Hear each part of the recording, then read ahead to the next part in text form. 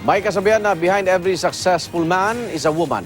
At sa kaso ni presumptive President Rodrigo Duterte, abay mukhang marami siyang katuwang at pagpipilian para maging First Lady. Darito ang report. Hindi nangalingid sa madla. Pagdating sa babae, matinig si presumptive President Duterte.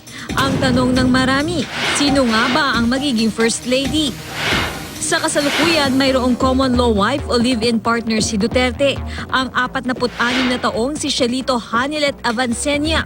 Isa siyang registered nurse na nakabase at nagtatrabaho noon sa Amerika.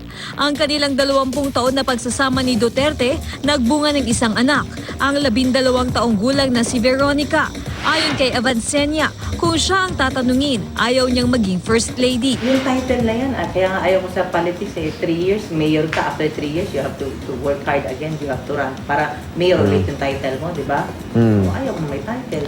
Abala rin daw kasi si Avancenia sa kanyang donut franchise at meat shop. Independent din ako eh, ayaw ko ng ano. Ayaw ko nang pag may, ako klaseng babae na ayaw ko may gusto ako. Hingin ko pa sa kanya.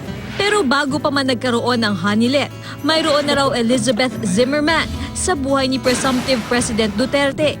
Kasal ang dalawa ng halos 30 taon at nagbunga ang kanilang pagsasama ng 3 anak, si Paulo, Sarah at Sebastian.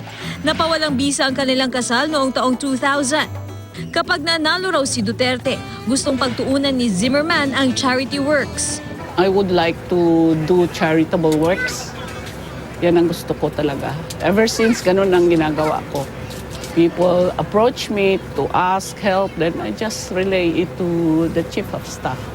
Kung si presumptive President Duterte ang tatanungin, ang kanyang pipiliing First Lady, ang kanyang anak kay Zimmerman na si Attorney Sara Duterte Carpio. Para sa akin, hindi naman mandatory.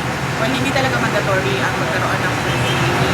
So kung pwede mag-beg off na lang ako kasi tumatakbo din ako mayor sa Davao City and hopefully manalo.